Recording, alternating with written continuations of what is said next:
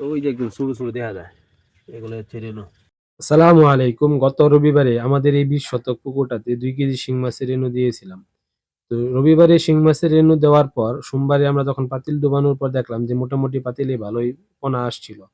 কিন্তু এরপরের দিন আর পাতিলে তেমন একটা পোনা আসে নাই। অর্থাৎ আমাদের এই ২ কেজি শিং মাছের রেনুটা কেটে গিয়েছিল। তো রেনুটা কাটার পর আমাদের সবারই মনটা একটু খারাপ হয়ে গেছিল। কারণ এটা ছিল আমাদের সিজনের ১ম রেনু।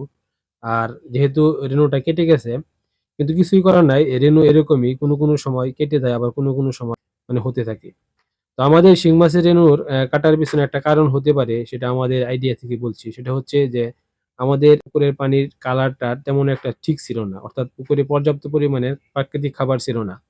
আর শিং মাছের রেনুর পুকুরে যদি পর্যাপ্ত পরিমাণে প্রাকৃতিক খাবার না থাকে, অর্থাৎ পানির কালার না থাকে, তাহলে শিং মাছের রেনুর কাটার সম্ভাবনা থাকে সবচেয়ে বেশি। তো গত আ রবিবারে অর্থাৎ গতকালকে আমরা আবার এটাতে ২ কেজি শিং মাছের রেনু দিয়েছি। এটাতে মাছের রেনু কাটার পর আবার পুকুরটা প্রস্তুত করে নিয়েছি। অর্থাৎ যা দেওয়ার আমরা সবকিছু ডোজ গুলা করার পর, কম্পোস্ট করার পর আবার আমরা গতকালকে ২ কেজি শিং মাছের রেনু দিছি। তো আজকে আবার আমরা পাতিল ডুবিয়ে চেক করে দেখলাম। আমরা মূলত ১ম ৫-৬ দিন এভাবেই পাতিল ডুবিয়ে চেক করে দেখি যে পাতিলে কি পরিমাণে পোনা আসে। আর এভাবে আমরা মোটামুটি একটা আইডিয়া করতে পারি যে আমাদের পুকুরে রেনু আছে না কেটে গেছে। তো আজকে আমরা পাতিল ডুবিয়ে চেক করে দেখলাম যে আলহামদুলিল্লাহ আমাদের পাতিলে মোটামুটি ভালোই রেণু-পোনা আসছে। তো যেহেতু আমাদের ১ম রেণুটা কেটে গেছে, সেজন্য আমরা এবার পুকুরটা খুব ভালো করে প্রস্তুত করে নিয়েছি। আর আলহামদুলিল্লাহ আমাদের পুকুরের পানির কালারটা এবারে একটু মোটামুটি ঠিক হইছে। তো আশা করতেছি যে ইনশাআল্লাহ এই থেকে মোটামুটি একটা ভালো প্রোডাকশন আসতে পারে।